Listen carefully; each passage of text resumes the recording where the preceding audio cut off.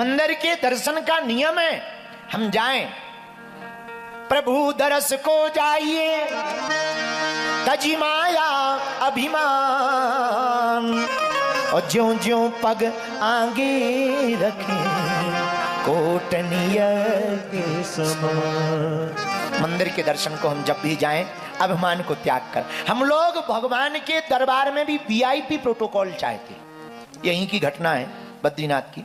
जिस दिन हम पहले दिन आए, सामने बैठ गए, जैसे ही हम बैठे पीछे से बड़ी जोर जोर की एक माताजी आवाज से चिल्लाएं। हम कहा भाई कौन चिल्ला रहा है, क्या बात है? जब पता लगा तो एक माताजी चिल्ला रही थी, जब बागेश्वर बाबा आगे बैठ सकता है तो मैंने भी पैसा दिए, मैं आगे बैठूंगी।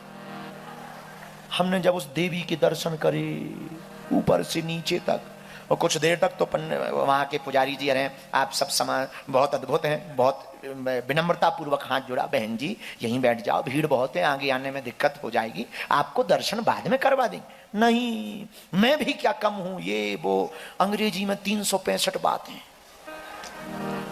हमें लगा कि इन्हें हमसे जलन है कि हम आगे क्यों बैठे। हम का जलन ही खत्म कर दो, हम बगल में खिसक गए। हम का यू कम है यार, आ जाइए, हमने तो पीछे से भी हम कर लेंगे, हमें क्या फर्क पड़ता है, हम तो तुम दर्शन कर लो, तुम्हारे दर्शन कर ले भी सो हो गए। पर हमें जो है एक बात मन ही मन आई, उनसे तो कुछ नहीं बोला, क्या बोलेंगे, अभी तुरंत एक्ट लग जाएगा, कोई कौन लफड़ों में फंसे, तो उनसे तो कुछ नहीं। पर मन ही मन में हमने बोला, हमका जो भगवान के यहाँ भी ये कहें कि हमने भी पैसा दिए हैं, इन्हें तो मंदिर में भी घुसा दो तब भी भगवान दिखने वाला नहीं है। अंदर भी गर्भगृह में कर दो, भगवान दिखने वाला। दर्शन का नियम विनम्रता, पहला नियम। वहां दूसरा नियम, हम झगड़ने ना जाए। मंदिर के दर्शन हमें झगड़ना नहीं, विनम्रता। कोई गाली भी दे दे सहज बस स्वीकार करना। मंदिर के दर्शन का तीसरा नियम, हमको प्रदर्शन नहीं करना, बहुत ध्यान रखना। और तीसरे नियम में यह भी याद रखना कि हमारे दर्शन करते समय किसी को कष्ट तो नहीं हो रहा है। मंदिर के दर्शन का चौथा नियम याद रखना। अगर तुम्हें दर्शन का पूरा लाभ चाहिए, मंदिर के दर्शन का चौथा नियम, हमको मन में ये नहीं रखना है कि हम वीआईपी हैं, कोई हमारा सम्मान करे या पीछे के रास्ते से ले जाए। जहां से वो मंदिर का भगवान बुलाए वहां से दौड़ते चले जाए। मंदिर के दर्शन का, हाँ अगर व्यवस्था मिलती है तो दुत्कारना मत। हम केदारनाथ गए, बहुत पहले गए तो गए, केदारनाथ आए थे बहुत पहले, ठंड बहुत थी। हमने पूछा कि शंकर जी नहाओगे? बोले ठंडी ज्यादा है, अपन को बहुत लगती है। हमारे शंकर जी बोले भाई पानी बहुत -डिग्री में था और गर्म बाल्टी भी रखो तो 2 मिनट में बर्फ बन जाए। 14 में गए थे, आपदा के ठीक बाद, 13 में आपदा आई थी, ठीक बाद गए थे। खूब ठंडी, क्या किया जाए, जैसे तैसे करके हमने कौवा स्नान किए। 3 स्नान होते हैं, याद, 3 स्नान होते हैं। सुनो आज नई बात है, 3 प्रकार के स्नान होते हैं। एक होते कौवा स्नान। ये कौवा स्नान क्या है? हाथ पैर धो लो, बाकी गीला कपड़ा शरीर में लगा लो, ये कौवा स्नान। एक होता हाफ स्नान, 5 अंग, 2 हाथ 2 पैर मुंह, ये 5 अंग धोने को कहते हाफ स्नान। 4 स्नान बताएं दे रहे, 3 नहीं 4 स्नान।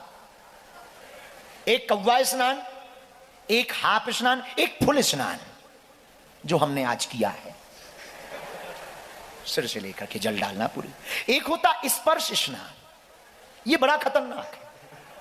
हाँ, ये ठंड का मौसम, सरजू जी के किनारे हम रहते थे, एक महात्मा और थे, ठंड का मौसम भयंकर ठंडी, महात्मा गए राम राम सीताराम सीताराम सीताराम, हाथ में लिए माला सीताराम सीताराम। सरजू जी में देखा भयंकर ठंडी, पुराने जमाने की ठंडी होती थी, बड़ी तोड़ खतरनाक होती थी।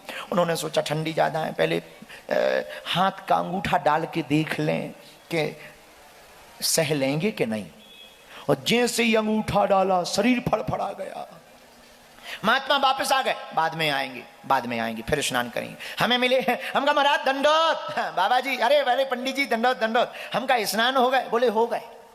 हम कहा जटाएं तो गीली नहीं दिख रही, तो धीरे से बोले अंगुष्ठा स्नानम सर्वम स्नानम, अंगुष्ठा स्नानम सर्वम स्नानम। हम भी बड़े बारे थे, हमने पकड़े उनके चरणों, पूरे शरीर में लगाए अपने हाथ, बोले ये क्या? हम कही तुम स्नानम सुमम स्नानम। हम समझ गए कि जब तुम अंगूठा भर से काम चला के यहाँ का लफड़ा ज्यादा है, मतलब सीधो सो अकड़ जाने फ्रिज जैसो, कौन लफड़ा में फंसे। हम समझ गए जैसे रुई बिल्कुल अकड़ जात, मैं से अकड़। हम तुम स्नान, दो जने बोले चलो, हम कही चलो 8 बजे आएंगे। अब तो ये स्नान, तो केदारनाथ की चर्चा हम आपको बता रहे थे, वो बात आप लोग भूल ना जाओ, जहाँ हमारा लक्ष्य है वो आपको बताना। गए तो स्नान किया, ऐसा नहीं है कि नहीं किया, पर ठीक है अपने तिलक चंदन लगाया। हमने केदारनाथ भगवान से दूर से पूछा, लंबी लाइन है, बर्फ गिर रही है, अपनी दम नहीं है, क्या करें? लग गए लाइन में। 2 बच्चे साथ में थे, परिकर, उन्होंने झोला ले लिया। वो बोले गुरुजी आप वहां टपरी में खड़े हो जाओ, हम लाइन में लगे, दरवाजे पे पहुंचेंगे, आप आ जाना। हम कहे ठीक है। हम चाय पीने लगे, तब तक हमारे केदारेश्वर महादेव बोले कचौड़ी और खा लो। क्या करोगे खड़े खड़े? हमने कहा नहीं नहीं नहीं, खाना नहीं है, अभी दर्शन करना है, बाद में खा ले। बोले नहीं नहीं गर्म है।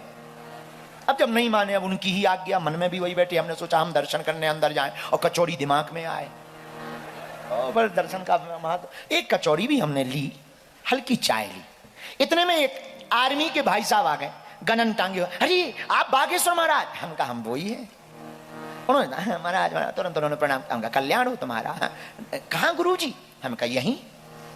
दर्शन भाई? हम कहाँ भाई, दर्शन ही हो गए होते, यहाँ खड़े होते, कमरे में होते, रजाई ओढ़ के पड़े होते। तुरंत बोले चलिए। मम्मी कहा चलिए। हम समझ गए अब क्यों, कौन मना करे। पीछे से लिवा गए सीधा अंदर गर्भगृह में। महादेव बोले कहो खचौड़ी खब गई। हम की पा के आए, हम तो अभिषेक हुआ। जो दोनों लाइन में लगे थे वो अभिषेक होने के बाद आए, और लाइन में धक्के खाते हुए बोले गुरुजी हम की चले चलो, अभी अभी परिचय मत लो, बाहर मिलते हैं अपन। ये बहुत आपको विनोद की चर्चा लगी। इसके पीछे जो हम आपको लॉजिक समझाना चाह रहे हैं कि कभी कभी ऐसी कोई कृपा हो जाए, अब वो तुम्हें अलग तरीके से बुला ले, तो उसको भी स्वीकार कर लेना, मना नहीं करना, लेकिन इस अपेक्षा में मत जाना कि तुम्हें भी पीछे के गेट वाला कोई मिलेगा। ये चौथा नियम मंदिर का आपने अगर माना। 5वां नियम, मंदिर में आप आओ तो बहुत विनम्रता पूर्वक आकर के मंदिर में रखी हुई सामग्री को, प्रायः बहुत से लोग ऐसा करते हैं, सामग्री का तिरस्कार कर देते। माला भी मिलती, प्रसाद भी मिलता, कुछ देर रखे रहेंगे, फिर गाड़ी में रख देंगे, पॉलीथीन में पैक करके या तो बहते जल में प्रवाहित कर लो, या फिर तुम्हारी क्षमता हो उसे रख सको, अपनी तिजोरी में जाकर रख लो, ताकि उसका अपराध ना लगे। जो निर्माल्य है भगवान का, ये उसका अपराध ना लगे। मंदिर के दर्शन का 6वां नियम, हम जब भी मंदिर में जाएं संसार की वस्तुएं ना मांगे।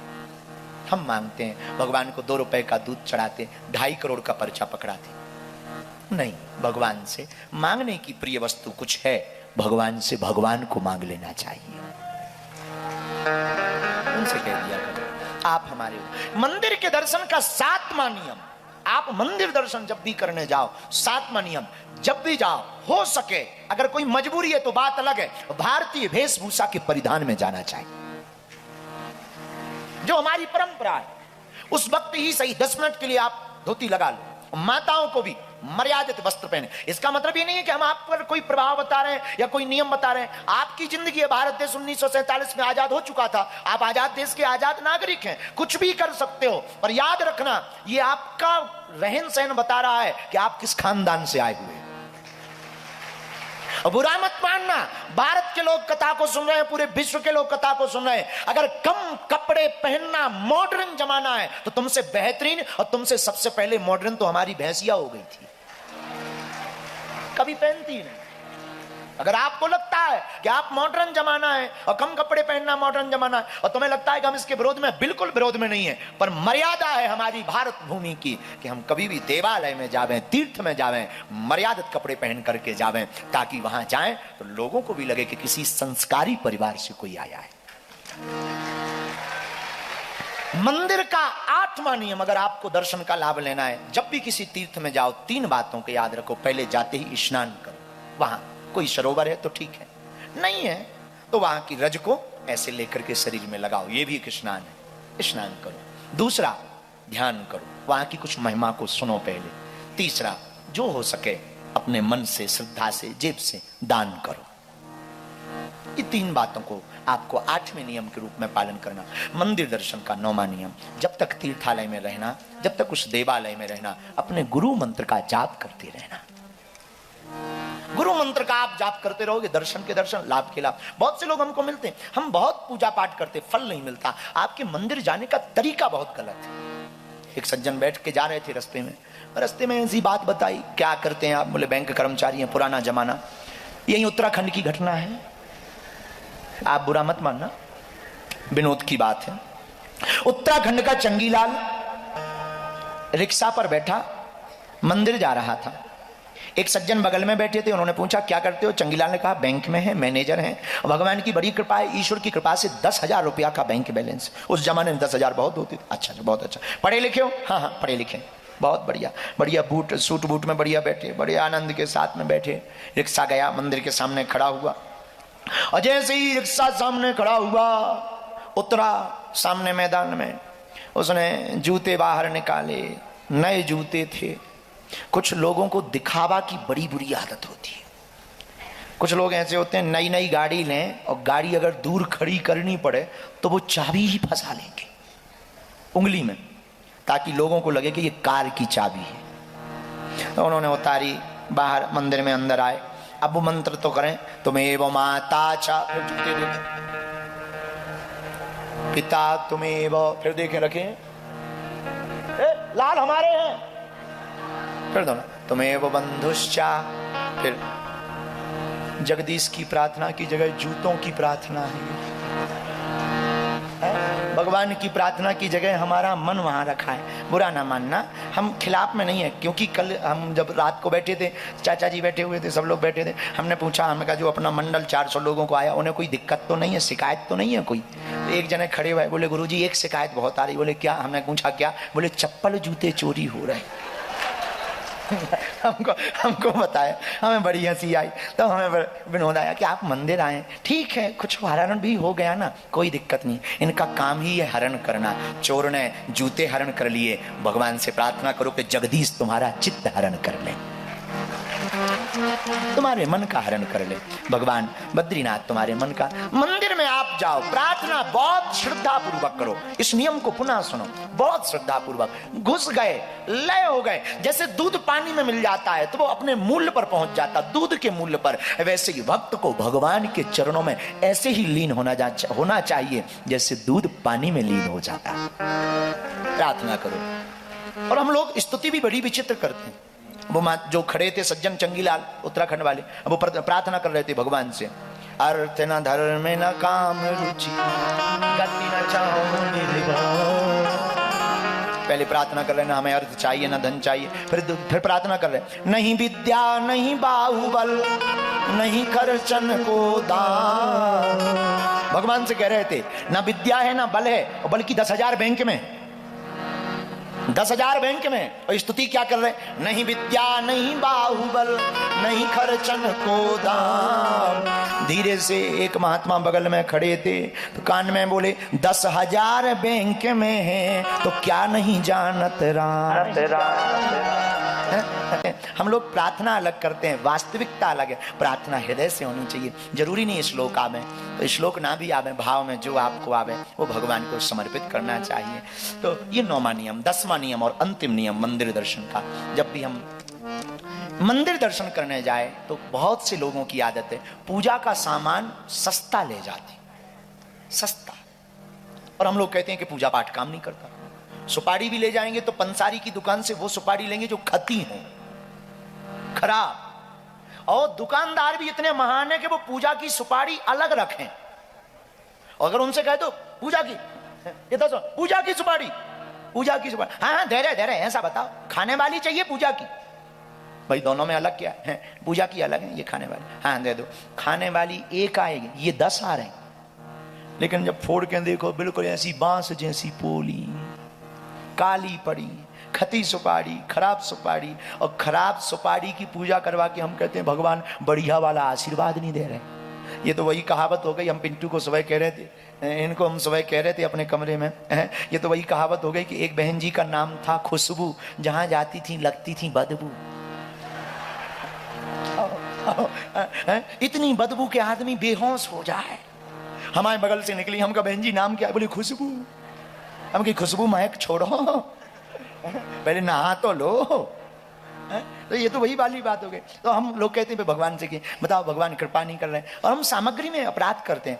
पूजा मंदिर में जाते हैं, भगवान के लिए कपड़ा भी लेते हैं, सस्ती वाली तौलिया दो, सस्ती वाली, पूजा के लिए चाहिए, पूजा के लिए। बताइए, हाँ, इसका मतलब ये नहीं कि आप महंगी लो, इसका मतलब ये है जो हम अपने जीवन में उपयोग करें वही अपने ठाकुर के लिए उपयोग करना चाहिए। दो वस्तुएं कम लो आप। वैसे भगवान पदार्थ का भूखा नहीं है, ये बहुत ध्यान रखो। हम तुम्हें फिर सावधान करें, भगवान तुम्हारे फलों के भूखे नहीं, भगवान तुम्हारे वस्त्रों के भूखे नहीं, हमारे ठाकुर जी भाव के भूखे हैं, तुम्हारे पदार्थ के भूखे नहीं है गोविंद, भाव के भूखे हैं। और अगर तुम फिर भी अनुष्ठानात्मक विधि करना चाहते हो, चढ़ाना चाहते हो, दो वस्तुएं कम चढ़ाओ, एक चढ़ाओ, पर जो खुद प्रयोग करते हैं वही ठाकुर जी के लिए लो। भोजन में भी हम लोग प्रसाद भगवान को लगाते हैं, रोज घर पर पूजा करते हैं। हम लोग 1 किलो चिरौंजी दाना इकट्ठा ले लेते हैं, इकट्ठा 1 साल चलता है। 4 दाना रोज रखा, पाइए भगवान प्रसाद। और जब तक भगवान पाने आते हैं तब तक चेला जी खुद पा जाते हैं। बड़े मीठे हैं। चलो चलो चलो, आपसे ही पूछते हैं, 1 महीना आपको मिठाई खिलाई जाए, नमक ना दिया जाए, 10वें 11वें दिन कहोगे हत्या चाहे कर दो, सूखी रोटी एक दे दो, थोड़ा नमक दे दो, हल्का सा मिर्चा दे दो, हाँ जी या ना जी, बोलिए ना, तो भगवान कहे बुद्धू हैं का? हैं? आप होशियार हो, भगवान बुद्धू हैं का भैया? अरे घर में जो प्रसाद बने पहली थाली ठाकुर जी को लगाइए। कड़ी, चावल, दाल, सब्जी जो बने, हाँ, पर इससे 2 सुधार होंगे। एक तो आपके घर का बना हुआ प्रसाद खाना नहीं होगा, प्रसाद हो जाएगा। और दूसरा लाभ वही बनेगा जो खाने योग्य होगा। भाई प्रसाद में तो वही लगाया जाएगा जो पाने योग्य ठाकुर जी के होगा। तो ये दूसरा लाभ होगा कि आपके घर में वही बनेगा जो पाने योग्य होगा। इसलिए ठाकुर जी की पूजा में सावधानी रखिए। हमारी प्रार्थना है अपने घर पर जो बने वो ठाकुर जी को। पूजा कैसी करें? जैसी अपने तन की करते। बहुत शास्त्र आपको वेद नहीं आते ना, कर्म कांड, नित्य कर्म, पूजा प्रकाश का अध्ययन नहीं है, कोई बात नहीं, जैसे तन की सेवा करते। हम लोग स्नान करते, ठाकुर जी को स्नान कराओ। हम लोग तेल ठोंकते शरीर में, भगवान को लगाओ। हम लोग रोज प्रेस बने हुए कपड़े पहनते हैं, ठाकुर जी के भी रोज कपड़े धुले हुए वस्त्रों को पहनाओ। हम लोग रोज चंदन लगाते, ठाकुर जी को भी लगाओ। हम लोग रोज इत्र लगाते हैं। कुछ लोगों को शौक होता है स्प्रे का, वो आजकल वो चला, बॉडी में अंदर डालते, क्या बोलते हैं, बॉडी लोशन,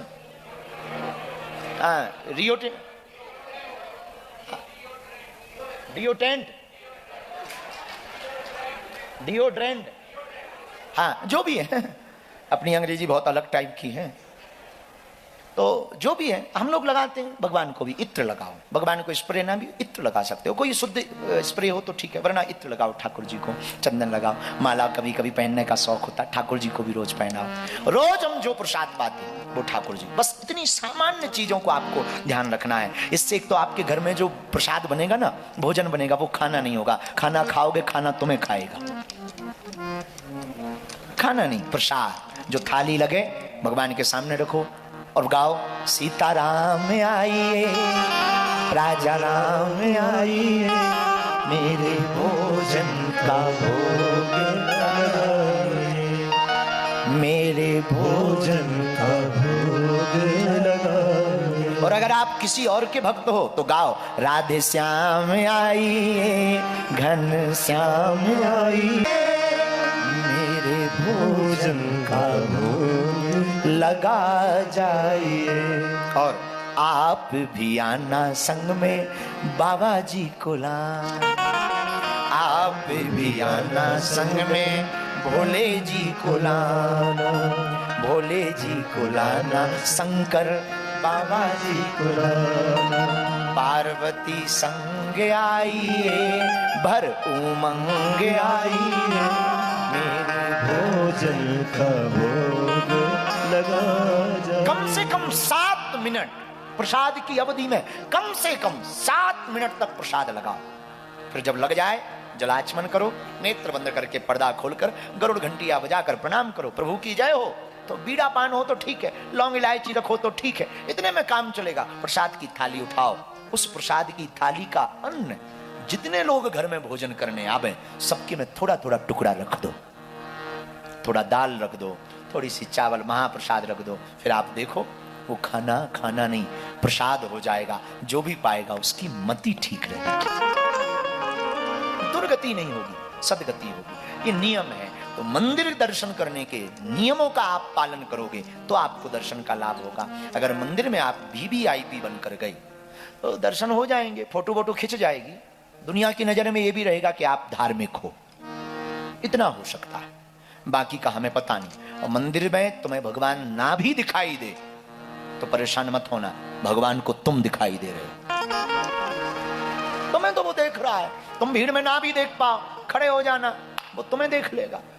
अब ऐसा तो नहीं है कि भगवान तुम्हें नहीं दिखाई दिए तो दर्शन नहीं भय तो तुम पर कृपा नहीं होनी है। अंधे को भी नहीं दिखाई देता है, पर सूरदास पर तो कृपा हुई, सूरदास ने तो पाया। और एक बहुत पुराना कोई प्राचीन कथा है, कोई अंधा आदमी गया मंदिर में तो मंदिर के लोग हंसे, बड़ा बाबरा है, क्या भगवान को खाक देखेगा, अंधा आदमी दिखाई नहीं देता, क्या खाक मंदिर को देखेगा, जाओ बाहर बैठो, तुम काय को भीड़ में धक्का मुक्की खा रहे हो। अंधे ने मुस्कुराकर कहा, श्रीमान शांत हो जाइए, मैं जानता हूं मैं अंधा हूं, दिखाई नहीं देता, पर क्या हुआ, मुझे नहीं दिखाई देता, मैं नहीं देख पाऊंगा, पर वो तो देख सकता है, उसके देखने से कृपा हो जाएगी। तो आप इस चक्कर में मत पड़ो कि आपको भगवान दिखाई नहीं देता है, भगवान तुम्हें देख रहा है। भगवान अनुभव का विषय है, भगवान को अनुभव से ही पाया जा सकता। भगवान को आप बुद्धि से या भगवान को आप दिमाग से पा भी नहीं सकते। महात्मा को और परमात्मा को आप केवल भाव से पा सकते, उनकी कृपा को भाव से पा सकते। हम आज बैठे चर्चा कर रहे थे, यहाँ के बड़े प्रसिद्ध महात्मा गुदड़ी वाले महाराज जी, बद्रीनाथ के प्रसिद्ध महात्मा गुदड़ी वाले महात्मा जी, एक गांव में, दो गांव में, दोनों जगह भंडारा। एक गांव वाले लड़ गए, ए महाराज हमारे गांव के हो, यहीं भंडारा पाओगे, दूसरी जगह नहीं जाओगे। महात्मा बोले ठीक है भैया, कुछ नहीं बोला। पर पहुंचे हुए महात्मा उनको कौन पहचान पाए। 3 दिन बाद पता लगा कि दोनों भंडारे में बाबा जी रहे। लो हो गया काम, चेला भी खुश और गुरु जी की भी जय जय। इसलिए हमको परमात्मा की कृपा को पाने के लिए प्रदर्शन की आवश्यकता नहीं, दर्शन की आवश्यकता है।